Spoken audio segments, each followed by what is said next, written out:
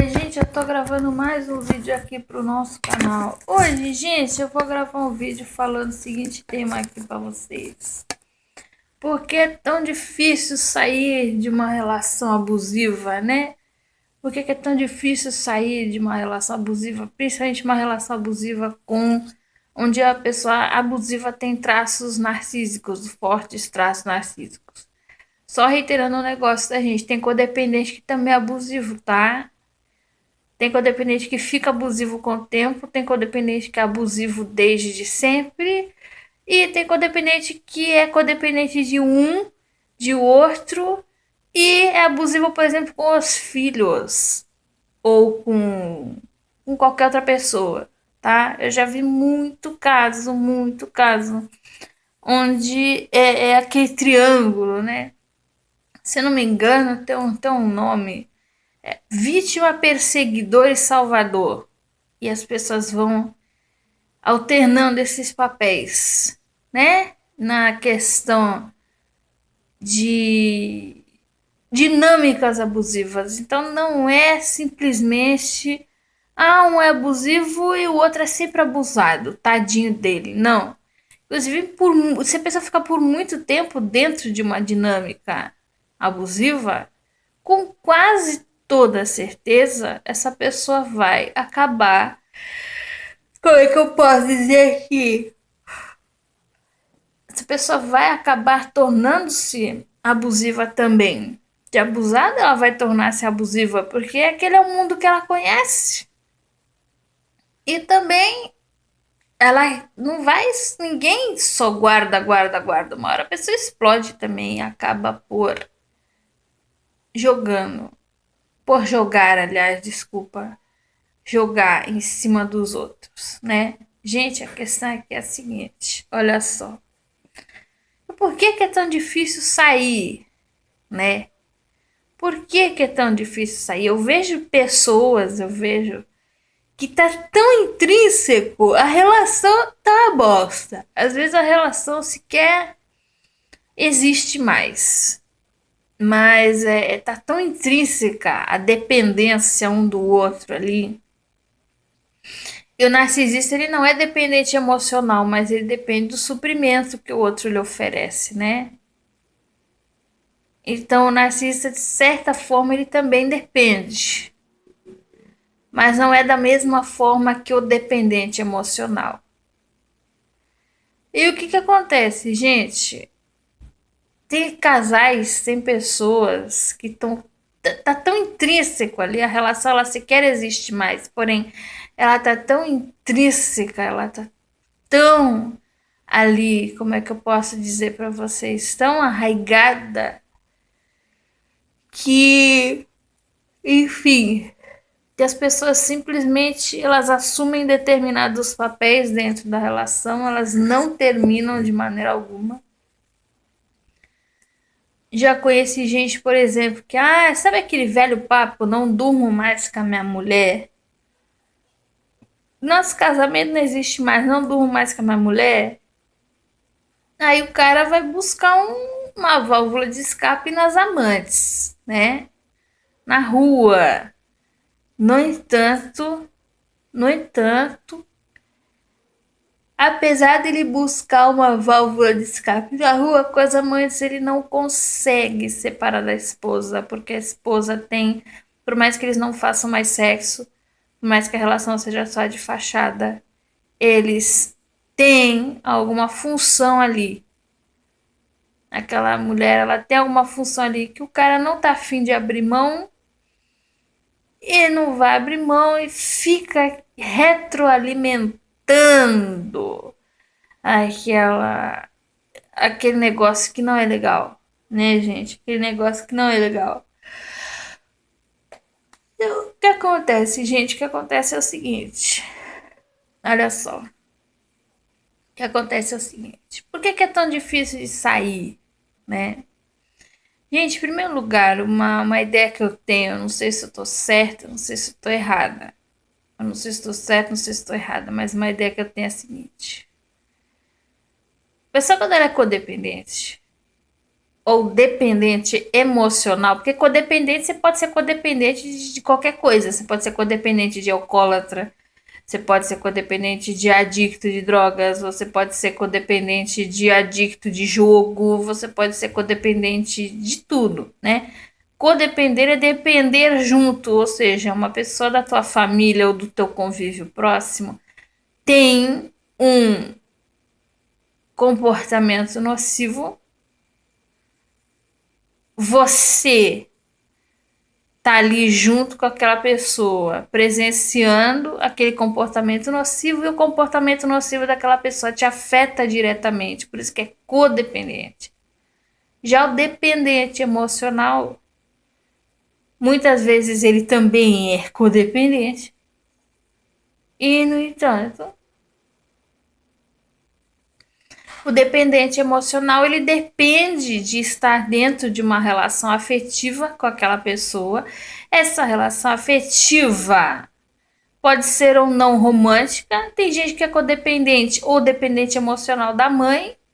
E na sociedade, como a relação com a mãe é muito mais sacralizada, né?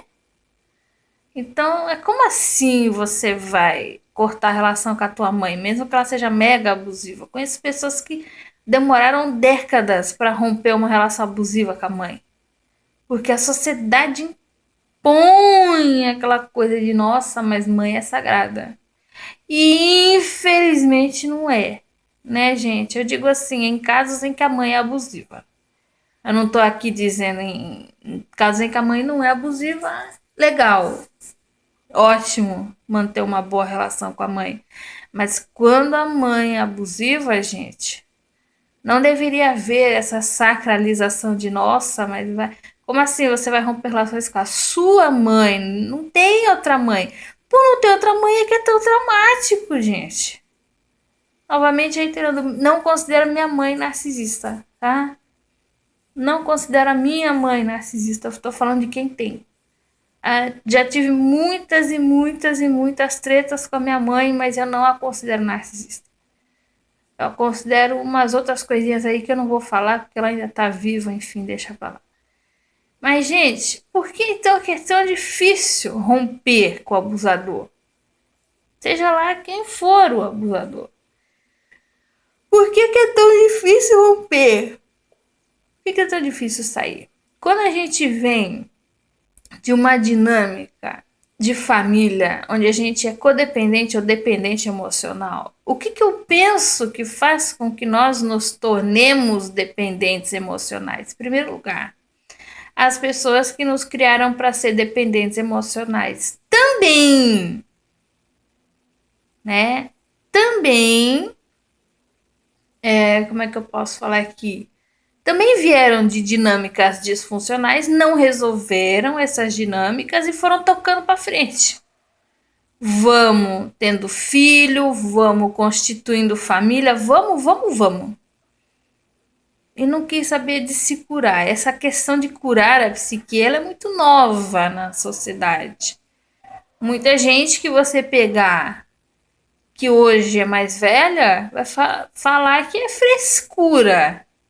Esse negócio de depressão é frescura, é doença de rico. Porque rico é que pode gastar com psicólogo, com psiquiatra, com não sei o quê. Então, muita gente antiga pensa assim. E tem pessoas que são jovens que também pensam assim. Mas, gente, a questão é a seguinte.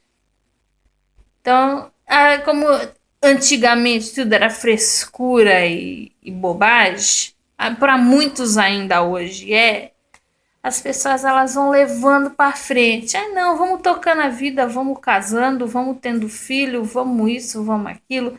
Depois a gente resolve, né? Depois a gente resolve. E não se resolve nada. Vai se passando para frente e criam-se as famílias abusivas ou perpetuam-se, né, as egrégoras familiares abusivas ruins. E o que acontece? A pessoa tá lá, né? Ela tem filhos. Muitas vezes vai haver parentificação desses filhos. muitas vezes, né? Uma nem duas, nem muitas vezes. A mãe e o pai tem um problema lá da infância que não resolveu. Aí tem um filho, vai colocar o filho no lugar como se fosse um pai ou uma mãe. Do próprio pai e da própria mãe, né? Ou vai falar de igual para igual. Vai ficar falando de problema de casal pro filho e pra filha. Ou de problema no trabalho pro filho e pra filha. Filha, na infância, na adolescência, não tem maturidade nenhuma para lidar com problemas de adulto. A pessoa não tem dinheiro para pagar um psicólogo, se a pessoa não tem dinheiro para, enfim, para qualquer coisa, ela não tem que fazer isso com o filho. É recomendável até que não tenha filhos, né? Mas enfim, gente, a questão é a seguinte também. Então essa criança, esse adolescente, ele vai crescendo num ambiente onde inconscientemente ele ou ela vai crendo que ele tem que ir em primeiro lugar. Ele não pode exigir. Porque o pai e a mãe não tem que cuidar. Tem que cuidar, só que não está em condição de cuidar. Como não está em condição de cuidar, o que esse ser humano faz? Essa criança, esse adolescente, ele acha que ele é que tem que cuidar do pai e da mãe. E aquela pessoa que deveria cuidar dele não deve cuidar. Então ele vai aprender a cuidar. Segundo lugar, ele não pode exigir. Então, se ele não pode exigir nada, ele vai aprender que nas outras relações ele também não pode exigir. Terceiro lugar, geralmente tem pessoas que são extremamente pisar em ovos. Tem pai e tem mãe que é assim também. Vai tratar seus erros como se fossem pecados imperdoáveis. E aí essa pessoa vai achar que todo erro que ela cometeu vai ser um pecado imperdoável. Vai levar isso para as relações na vida adulta também. E a dependência emocional, ela nasce daí. Porque a pessoa já teve tanta falta das coisas na sua infância, na sua adolescência, falta, eu digo, de afeto. Às vezes ela pode ter tido uma vida material em abundância, mas não uma vida,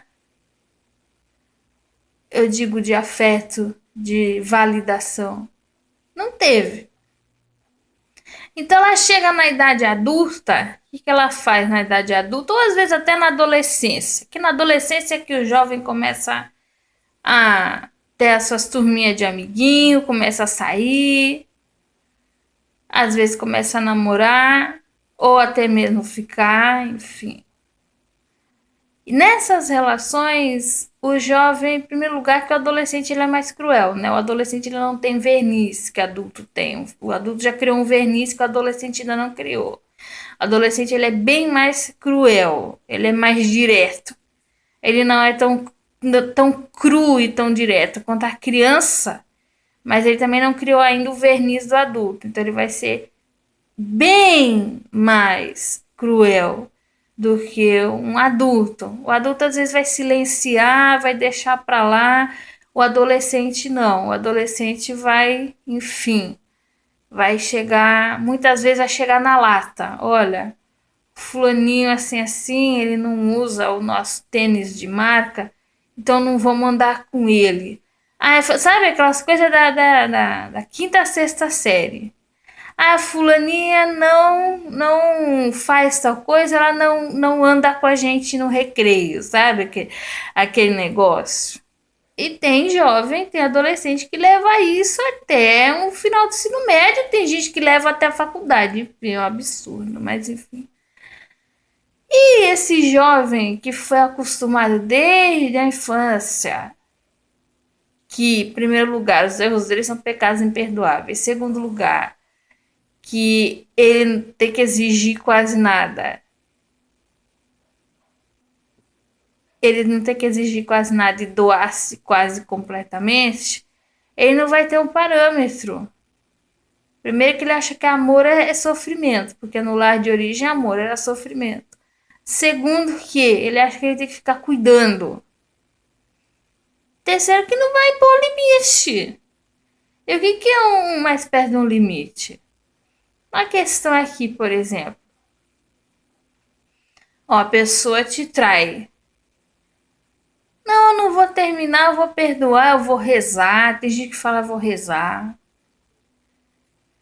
A pessoa te extorque financeiramente. Não, mas é não sei o que, a pessoa tá com dificuldade e tal. A pessoa faz aí uma série de coisas lá que a pessoa faz e você não põe limite. Por que você não põe limite? Porque muitas vezes na casa de origem já era assim. Já era assim. Tinha que aceitar ser traído por seus pais. Não exatamente do fato do pai, da mãe. Enfim, não é traição sexual como num relacionamento. É traição em que sentido? Do pai e da mãe não ter exercido essa função de pai e de mãe. Tem pai e mãe exercendo função de filho, enquanto o filho está agindo que nem um pai ou uma mãe, né? E não, a pessoa não está conseguindo lidar com isso na vida adulta e ela não sabe nem o que é. Tem certas doenças que você sabe o que é. Tem outras que você nem sabe o que é, o que são, né? Principalmente essas de fundo emocional, você não sabe o que é. Às vezes pinta uma depressão, pinta uma ideação suicida, uma crise de pânico e você nem sabe por que tem. São coisas lá da infância, coisas da adolescência que você não processou direito. Como que essa pessoa vai condenar os próprios pais? Como que ela vai chegar e vai falar, pô, meus pais não prestam, pô, meus pais me trataram como filho não, desculpa, como pai ou mãe, enquanto que eu tinha que ser tratado como criança, como filho, para ser cuidado e não fui, né? Gente, por isso que eu digo, não é todo mundo que deve ter filho, não é todo mundo que deve casar. Se casar, pelo menos resolve entre os dois, burro velho, acabou. Mas ter filho, gente, botar uma criança no meio das tuas confusão é complicado demais. E, gente, tem jovens que também, apesar de serem muito jovens, eles cresceram também em ambientes perniciosos, só que ao invés deles se doarem, eles aprenderam a tirar do outro também. Tem jovens que, apesar de muito jovens, eles já têm observação. Apesar de não poder ser dado diagnóstico antes dos 18 anos de idade, mas o narcisista júnior, com 14, 15, 16 anos, ele já apresenta um determinado comportamento. Por quê? Porque muitas vezes ele foi dourado de uma mãe narcísica, né? Ou de um pai narcísico. E como ele é o dourado, ele é um aprendizinho de narcisista e ele observa. Porque narcisista, sociopata é extremamente observador. Nada escapa do crivo deles. Nada. O que acontece? E quando a pessoa é dependente emocional, gente, ela leva padrões. Ela nem sente, porque é aquela realidade que ela viveu a vida inteira. Principalmente quando ela é muito jovem, quando ela tem 15, 16, 17 anos. Ela não sabe. Primeiro que ninguém senta do lado dela e fala, ó, isso aqui que você está fazendo, você está propiciando, você está tornando uma possível relação, até de amizade, que não é amizade, como uma relação desigual. Você está estimulando uma relação desigual da parte do outro. Você quer viver isso? Você não quer, né? Então tem que parar de fazer isso. E o narcisistinha júnior, ele vai observar tudo. Sabe o que é tudo? É tudo. que você faz. E ele vai olhar essas nuances que nem você percebe. E ele vai falar assim: ah, fulano é trouxa, olha lá. Fulano é otário, olha lá. E vai abusar de você. É assim que a pessoa faz, gente. É assim que a pessoa faz. Por que o narcisista ele triunfa? Porque tem gente que fala: poxa, mas eu sou legal, mas eu me dou, mas eu faço tudo para as minhas relações darem certo e elas não dão. Qual o problema comigo? Primeiro lugar, geralmente quem se doa muito atrai essas porcaria aí. Que é porcaria? Pessoas que estão acostumadas a ser servidas, pessoas que estão acostumadas a explorar os outros, enfim, pessoas que estão acostumadas a viver na escrotidão na pátria, né? Pessoas que estão acostumadas a viver na escrotidão na pátria, elas vão procurar pessoas que são doadoras. Novamente reiterando, tem codependente que não é bonzinho, tem codependente que é o ó do borogodó de ruim também. Mas isso é papo para outro vídeo. Já gravei vídeos falando sobre isso também. Mas ele vai reparar que a pessoa se doa, se doa, se doa, se doa, se doa. E tem codependente, por exemplo, que se doa, se doa, se doa para um e do outro extorque.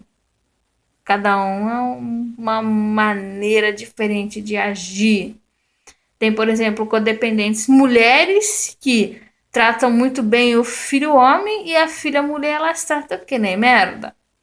E elas são codependentes de um marido ruim e trata o filho homem que nem um deus, às vezes trata o marido que nem um deus e trata a filha mulher que nem merda. Tem, gente, tem, tá?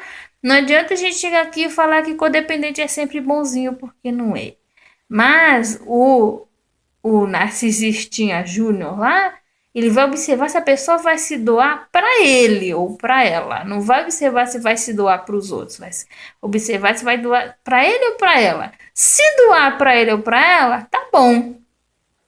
Por que que tá bom? Porque os outros não importa. Se vai maltratar os outros, se vai ser escroto com os outros, não, tem que ser bom para mim. Tem que jogar o meu jogo de acordo com as minhas regras, né? E tem pessoas que às vezes são abusivas, são ruins e entram numa espécie de uma simbiose. E essa simbiose é macabra. E essa simbiose, às vezes eles até se apoiam nas merdas que um e o outro faz. Um é codependente do outro, só que os dois fazem um monte de merda junto. Tem também, tá, gente? Só que faz merda com os outros. E às vezes eles brigam muito entre si também, mas essa briga nunca vai além do limite a ponto de que venha a haver uma separação, uma ruptura dessa relação. Aí o que acontece? O narcisistinha júnior lá, ele tá vendo que você tá se doando demais para alguém e ele quer que você se doe demais para ele também. Ou só para ele, ponto, acabou. Aqui é um exemplo, eu vou dar um exemplo de mim aqui. Eu já citei aqui esse caso em outros vídeos. Eu vou tentar citar bem por cima para não identificar a pessoa física de ninguém. Teve um rapaz num determinado curso que eu fiz, que eu não vou falar qual foi, que assim, ele não estudava em minha sala. Ele estudava em outra sala. Eu sequer o conhecia. Eu comecei a conversar com uma menina. Essa menina, ela era da sala dele e eu gostava muito dela como minha amiga. E eu já conhecia de outro lugar que eu não vou falar qual é também, para não ajudar a identificar as pessoas aqui. Olha a nuance que eu só fui perceber anos depois. Eu fazendo o negócio e não percebendo. Só eu ia na sala dessa menina visitá-la. Ela nunca se deu ao trabalho de vir até a minha sala me visitar. Ela nunca se deu ao trabalho. Eu não digo que uma moça dessa, ela fosse narcísica, ela fosse... Não. Mas ela era uma menina que simplesmente não estava interessada a ponto de vir me visitar na minha sala. E eu devia ter me mancado Não me manquei. Continuei indo lá. Vocês reparam que esse foi um padrão que eu mantive alguns anos depois. Quando, por exemplo, eu ia lá ver o passivo-agressivo, só eu ia visitá-lo na cidade dele. Ele não vinha na minha. E o que que eu comecei a fazer? Depois, com o tempo, eu comecei a cortar. Hoje eu não faria isso, nem com a amiguinha, nem com o pretenso namoradinho, nem com ninguém. Eu não faria. Eu simplesmente falaria, ó, não vou, acabou. Entendeu? Mas isso é um padrão que a gente já tem. Que a gente já traz de família, traz disso, traz daquilo. Lembra que eu falei para vocês que muitas vezes quem é filho de parentalidade narcísica é parentificado pelo pai ou pela mãe, ou pelo cuidador, pela cuidadora. Então ele acha que é ele que tem que fazer. Ele que tem que fazer. O pai e a mãe não tem que ter papel de pai e de mãe. E aí você vai fazer isso com os amiguinhos também. Mas voltando pro episódio da sala de aula. Teve um carinha na sala de aula dessa menina que ele reparou nesse padrão. Que eu ia vê-la e ela não ia me ver na minha sala. Nunca. Ela nunca ia me ver na minha sala. Essa menina também nunca chegou a me virar a cara. A gente chegou a ir na casa uma da outra, a gente chegou, mas não foi aquela amizade, não foi. E eu insistia, né? Eu insistia, mas deixa pra lá. Você hoje não insistiria, inclusive abrindo um parêntese aqui, com esse lance de política, né? Eu tô gravando hoje é dia 16 para 17 de outubro. Eu não aguento mais esse lance de política. Eu tenho conseguido deixar pra lá quem tá me excluindo por causa de política. E eu tô conseguindo excluir algumas pessoas também por causa de política. Porque assim, a pessoa tem um posicionamento diferente do meu, é um direito dela. Agora começou a xingar, começou a falar que é comunista, começou a falar que é não sei o quê, começou a esculhambar, eu abro fora e acabou. Eu falei assim, eu não fui no perfil da pessoa ofender ela, então eu também não quero que ela venha no meu me ofender. Começou com ofensa e baixaria, eu tiro e acabou. Entendeu? Mas olha só. O que acontece aqui, gente? Hoje eu consigo. Foi quando eu comecei a romper com essas pessoas aí que eu comecei a pensar, não, então eu tô de fato num patamar um pouquinho mais acima, porque antigamente eu não ia conseguir romper com essas pessoas. Sério, não ia conseguir. E o que acontece? O rapazinho, o carinha lá, todos nós éramos jovens na época. Ele começou a ver que só eu ia visitá-la na sala lá e ela não ia na minha. E ele então começou a puxar assunto comigo. Ele começou a puxar assunto. Você vê como uma atitude tão simples. E a pessoa vai te sondando. Ela repara esse padrão em você. Várias outras pessoas provavelmente também reparam. E ela vai te sondando. E esse rapaz chegou a fazer muita triangulação, não foi uma vez só. Eu não percebia. Eu achava que ele estava querendo me alertar porque os outros estavam sendo ruins. Hoje, fez triangulação uma, duas vezes, eu já penso, ih, tem gato nessa tuba, essa pessoa não é tão legal assim. Melhor sair pela tangente. Porque a triangulação, gente, acima de tudo, é uma pessoa querendo confirmar, ter a confirmação de outras pessoas, para chegar e dizer que a opinião dela acerca de você é a certa. O fulano ali também acha que nem, eu vou dar um exemplo aqui do que esse carinha fazia. O fulano ali tá dizendo que teu batom é horrível. Ou seja, é ele que pensa isso, mas ele tomando a opinião dos outros, ele ainda vai reforçar e vai falar, ó, Se o outro também acha, é porque é horrível mesmo. Entendeu? Por isso que é insidioso, porque é como se é um argumento de força. A triangulação é um argumento de força. Como assim todo mundo te acha errado, só você se acha certo? Por isso que a gente tem que se cercar também de pessoas que nos digam, ó, você não tá louca, você não é tão errada assim. Todo mundo comete erros, mas começou com muito maniqueísmo de, ai, fulano é totalmente bom e fulano é totalmente ruim. Não vai levar para um lugar legal. Ele começar a puxar assunto, começar a fazer muita triangulação. Só depois de anos eu percebi. E houve uma ocasião na qual ele disse que gostava de mim. Houve uma ocasião na qual ele disse que gostava de mim. E eu nem me toquei. Mas ele tinha namorada. Ou seja, tem namorada e fala que gosta de mim. Eu acho que o mínimo que uma pessoa que tem namorada, namorado pode fazer é falar, olha, fulana, poxa, eu tô começando a gostar de você, mas eu estou em conflito com os meus sentimentos, porque eu tenho a minha namorada também, que eu também gosto dela. Aí muita gente vai falar, ah, isso é coisa de jovem. Isso não é coisa de jovem, porque eu já vi jovem, eu tive que ver para crer, né? Eu já vi jovem tratar a namorada muito bem. Isso não é coisa de jovem. Isso é coisa da pessoa.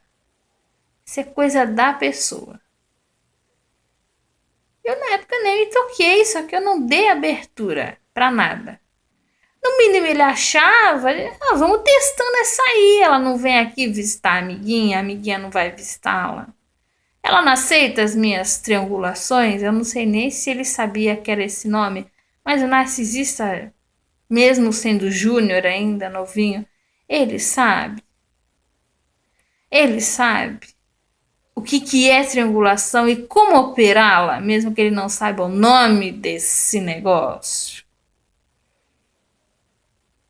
Ah, ela tá aceitando, tá aceitando. Vamos ver se ela aceita mais um pouquinho. Vamos ver se ela aceita ser a outra. Porque tem uma namorada? Vamos ver se ela aceita ser a outra. Detalhe que na época eu era assim, totalmente inexperiente em relacionamento. E, assim, de onde que o cara tirou que eu ia me predispor a ser a outra? Da onde que o cara tirou que eu ia me predispor a ser a outra? Mas, enfim. Tempos depois, quando ele já não estava mais com a namorada, deu um jeito de contar uma historinha triste, como se a culpa do término fosse da namorada. Mas, no mínimo, se ele a tratava daquela mesma forma que ele tratava a mim ou a outras pessoas, a menina já devia estar com o saco cheio do cara. Com o saco cheio do cara também. Contou uma historinha triste. Passou um tempo, eu penso, todo mundo querendo. Isso já passou um tempão. Todo mundo querendo me empurrar para ele. E eu, ué, tentar dar uma chance para ele, né? Ele ficou um tempão dizendo que gostava de mim. Vê que na época eu nem pesquei o lance da triangulação. Também não contei para ninguém na época. E ele chegou, falou um monte de bobagem. Eu já contei esse caso aqui também no vídeo lá da Tatiana Spitzner. Eu já contei esse caso aqui. Falou um monte de bobagem, falou que era melhor sair com a ex dele.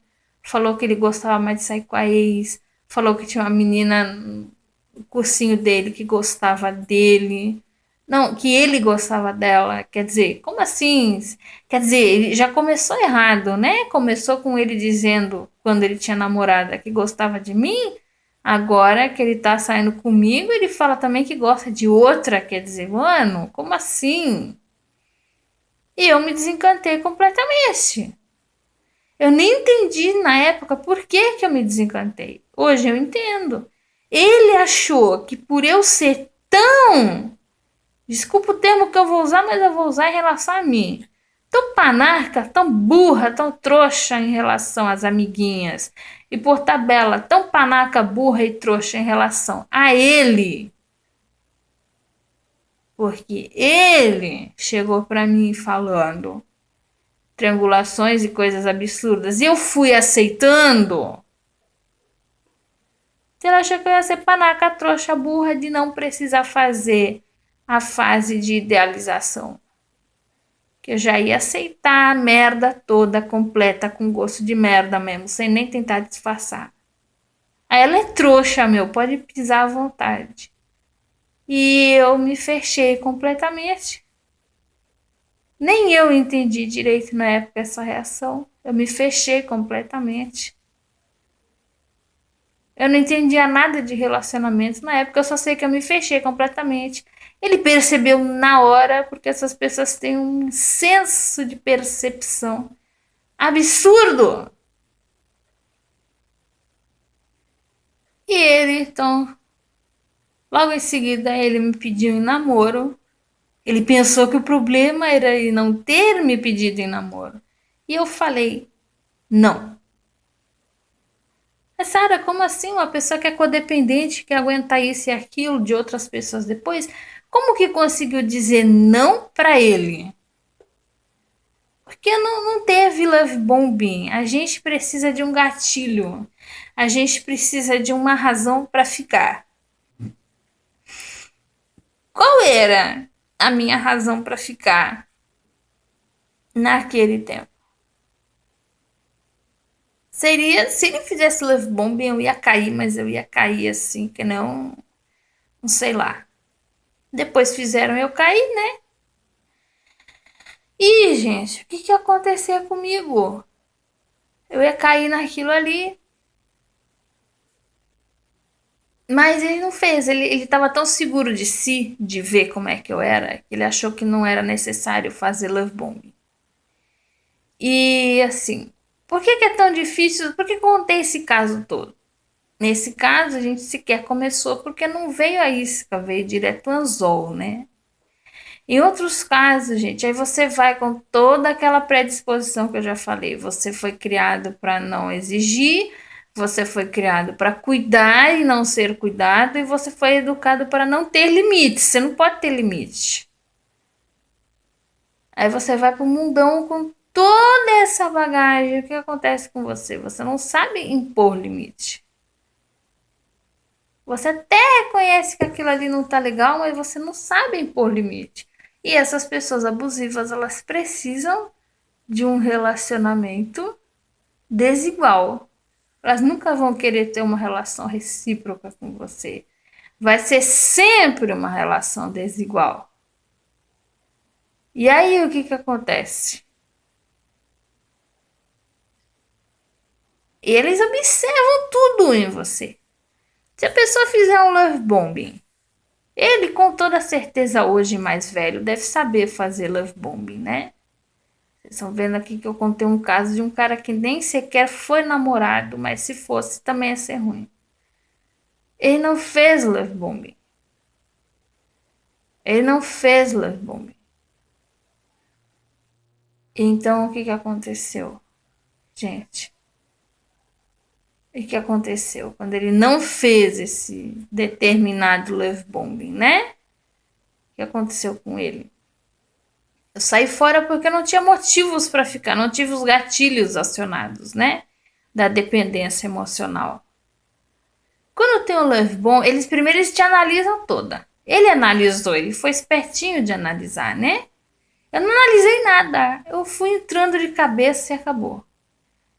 Eles te analisam toda para ver como é que você é. Se você se doa mais do que exige, se você vai visitar e não exige visita em troca. Eles analisam tudo. Se você é tolerante, intolerante. Até hoje eu sou tolerante. Tem gente, por exemplo, assim, um exemplo aí com esses negócios de eleição. Vou votar no PT. Vou excluir todo mundo que é Bolsonaro dos meus amigos. Tem gente excluindo mais de 200 de uma vez. Aí o outro, ah não, eu sou Bolsonaro. Todo mundo que for votar no PT eu vou excluir, só porque vota no PT. Aí exclui todo mundo que vota no PT.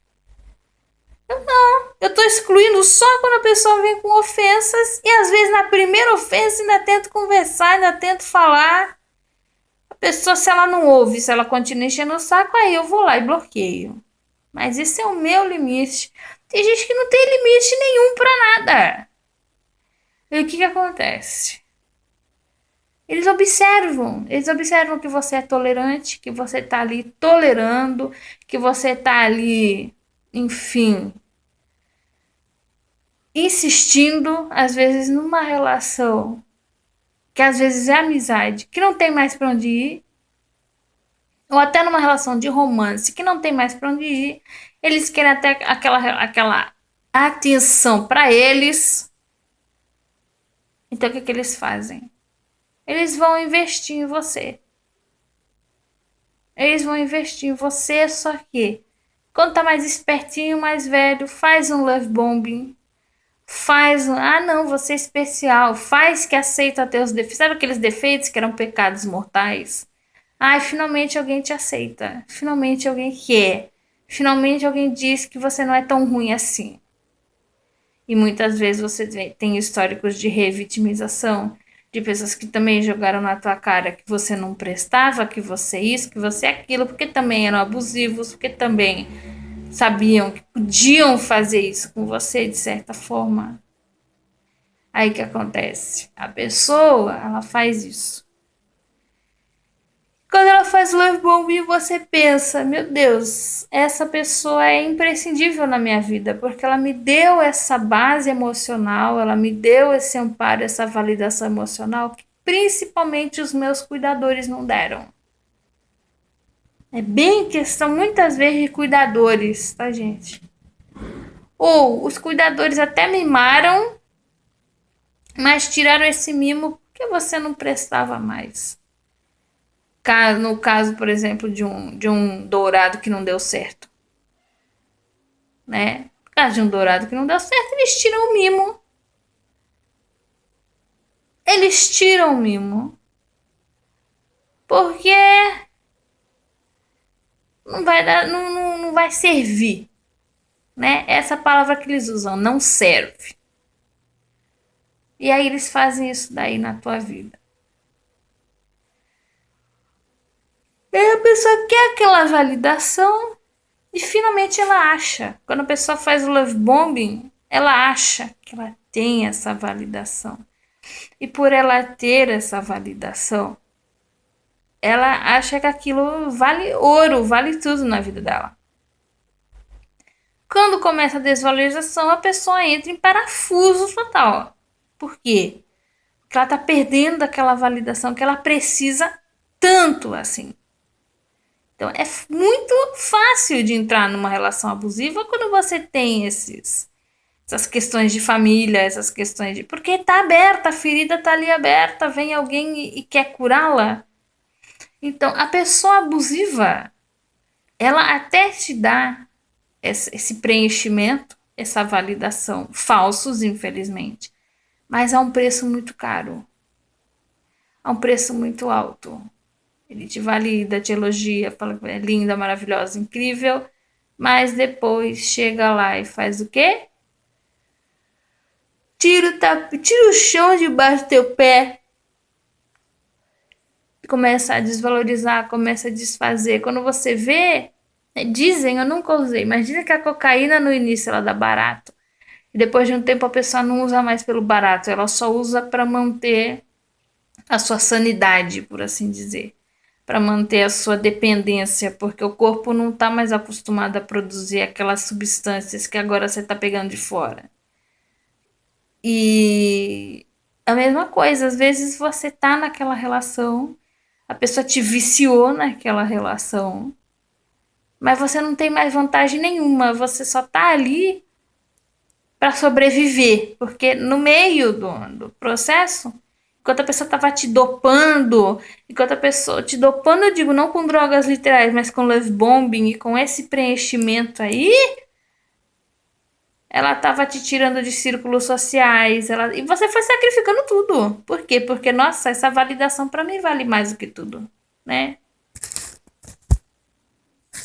E conforme ela foi te dopando e te tirando desses círculos, e te tirando das tuas bases e fazendo com que você vivesse só para ele ou para ela, tem uma hora que você não tem mais a validação e você desaprendeu a viver no mundo. Você pensa que as paredes da tua prisão não te prendem e sim te protegem e te sustentam.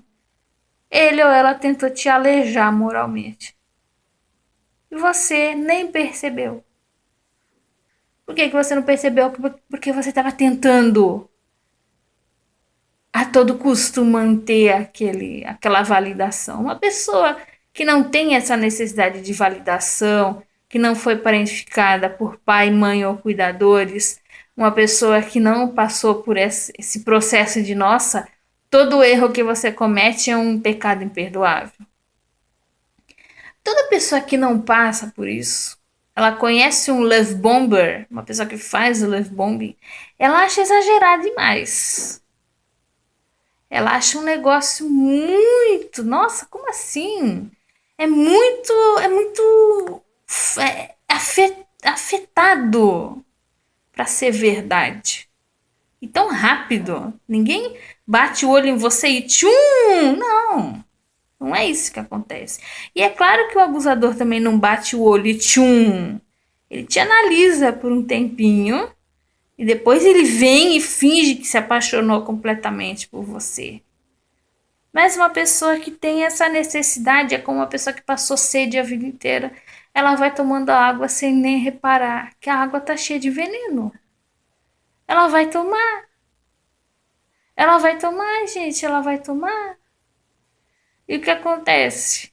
Não percebe. Aí vem gente de fora e fala: nossa, que burra. Já vi muita gente falar de mulher que namora gringo. Gringo principalmente de países muito distantes e de cultura diferente da nossa. Nossa, que burra, ela achou que ia se enfiar no lugar tal e ia dar tudo certo. Não, gente, não é burra. Essa pessoa simplesmente, primeiro, ela foi criada para não ter limite. E segundo, ela precisa daquela validação. E tem gringo que sabe, tem gringo brasileiro também, né, que sabe fazer uma validação como ninguém. Mas se você começar a botar muito limite, ele vai cortar na hora. Ele não é que nem você que não tem limite. E aquilo que ele está ofertando é um preço muito caro. Ele pode até te ofertar uma coisa boa para você, mas é um preço muito caro. E é por isso que é tão difícil largar. É que nem uma droga. Porque você chega lá, começa a falar assim com a pessoa, né? Ah, essa pessoa está me ofertando algo que meus pais ou meus cuidadores não me ofertaram. Não é consciente, é inconsciente isso, gente. E o carinha lá que eu falei para vocês do curso, por que eu não fiquei com ele? Porque ele não me ofertou nada. Ele simplesmente achou que eu era trouxa, que eu ia aceitar ser desvalorizada logo de cara e pronto, bora esculhambar com aquela trouxa que era eu, né? Ele não fez love bombing nenhum. Se ele tivesse feito love bombing, eu tinha me ferrado de verde, amarelo e cor de rosa. De verde, amarelo e cor de rosa. Com os outros ex, eu só não me... Outros ex, não. Esse rapaz não chegou a ser namorado, mas teve um lance, né? Com os ex, de fato, eu só não me ferrei mais porque eu não casei. E porque, de certa forma, não tive filho com eles. E porque, de certa forma, eu tinha uma noção dos limites que eu tinha que colocar. Com alguns eu não coloquei limite, com outros eu coloquei todos os limites. Só que assim, eu queria forçar o cara, também é errado, óbvio que é errado da minha parte, na época, hoje eu não faria. Eu queria forçar o cara a aceitar os meus limites. Tem gente que não quer. Tem gente que quer ter uma relação desigual, só que vai ter pra lá, né? Eu queria impor os meus limites a um determinado cara. Isso também é codependência, isso também é dependência emocional, porque se a pessoa não quer aquilo que você está ofertando, você tem que Ok, boa sorte, tudo bem, e embora. E deixa aí. Quem tenta fazer com que o outro aceite é a mesma coisa, a pessoa. Não. Ah, eu tenho um namorado, gosto muito dele, só que ele me trai. Como é que eu faço pra ele parar de me trair? Mano, se ele já te traiu várias vezes, é da personalidade dele. Pode ser que um dia ele mude, eu não acredito muito nisso, né? Enfim, mas nesse momento ele é galinha. Não, ah, mas eu quero um cara fiel, monogâmico. Termina com ele e arruma outro. Acabou. E porque também é que é difícil de sair. Bônus, né? O abusador já te analisou, o abusador já viveu contigo um tempo, quando já houve um relacionamento. Quando você decide por terminar e fala, ih, acordou, olha só, o gigante acordou, né? Foi a frase de 2013, quando o povo começou a sair pra rua, então. O gigante acordou. O que a gente faz agora? Vamos voltar a tentar ofertar para a pessoa aquela necessidade que ela tinha. Aí vai te encher de amor falso de novo, vai te dar presentinho, vai te encher de carinho falso, para ver se você volta a aceitar aquelas condições. Entendeu? E faz um hoovering. Tem gente que faz hoovering violentíssimo. Tem gente que você diz não 100 vezes, a centésima primeira a pessoa tá lá insistindo para você voltar. Tem gente que acha que isso é amor. Não é amor, é obsessão, é controle, é poder. Né? Eles não aceitam perder. Eles não aceitam perder. Só aceitam ganhar. E o que acontece? Se você tá saindo por cima, você não tá saindo num descarte. Você tá saindo por cima, não pode. O término tem que ser da maneira deles, do jeito deles, da forma deles, totalmente desrespeitoso, fudido e acabado. Gente, por que eu tô falando isso aqui pra vocês? Porque vai ter gente, tá, gente? Vai ter gente, vai ter pessoas, enfim, né? Elas vão falar. E tem gente que fala assim, ó, não, mas o meu ex ele vem atrás de mim é porque ele me ama. Ele tá namorando com outra, mas ele vem atrás de mim e é porque ele me ama. Não é porque te ama. É porque não quer perder o controle. Não, mas ele tá confuso, ele não sabe se gosta da namorada ou se gosta de mim. Não, ele não tá confuso. Ele quer confundir você. Não, mas homem, gente, homem não é confuso. Homem, ou ele quer ou ele não quer. Não tem outra.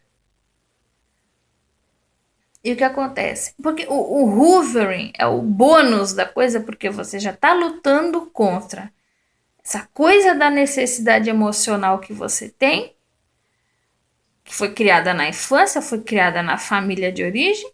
A pessoa explorou a relação inteira, essa tua necessidade. De repente, o preço a ser pago por essa necessidade a ser satisfeita ficou alto demais. Você resolveu sair fora e a pessoa está fingindo que quer te dar exatamente o que você tanto necessita.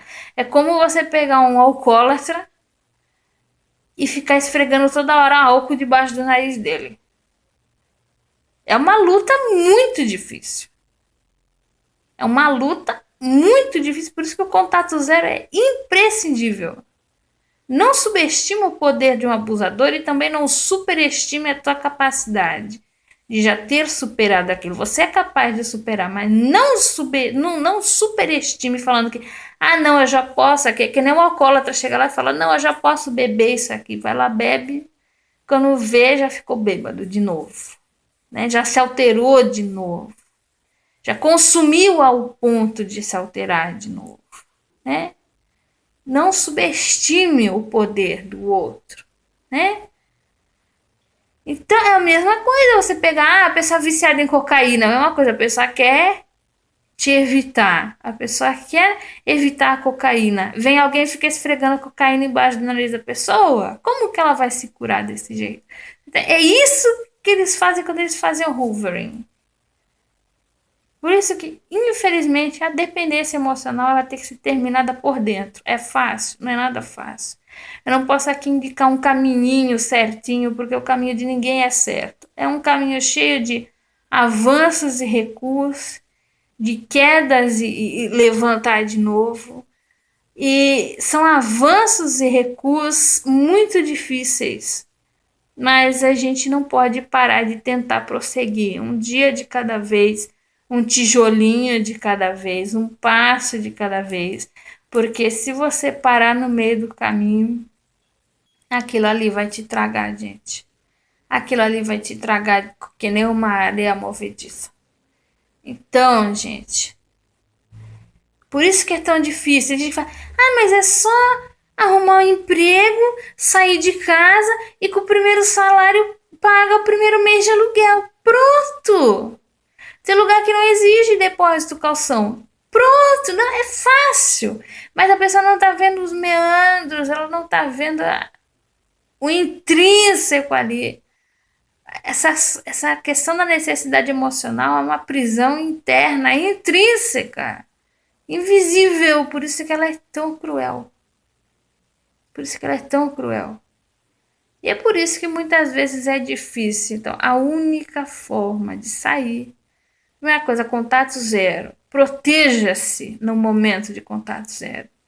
E segundo, tente terminar por dentro, tente curar. É muito difícil de curar, porque muito terapeuta não tem condição de te ajudar, muito terapeuta não quer te ajudar, você já não tem amigos no teu círculo, e mesmo que você tenha esses amigos, eles acabam por te minar. E chega e fala, eu também tenho problema, o vizinho tem problema, você tem problema. Quando você vê, você tá ali sozinho debatendo os teus problemas de novo. E é muito difícil. Não existe um caminho certinho, bonitinho, mas você tem que tentar preencher então esse vazio com outras coisas que não são exatamente. Como é que eu posso dizer aqui para vocês? Não são exatamente aquele carinho, aquele afeto, aquela atenção do teu pai e da tua mãe lá de trás, ou dos teus cuidadores, que você nunca vai recuperar. É uma perda imensurável pro resto da tua vida que você vai ter que lidar. Porém, você vai ter que tentar preencher com outras pessoas, com outras situações e de outras formas. Gente, muito obrigada por mais essa atenção. Até o próximo vídeo.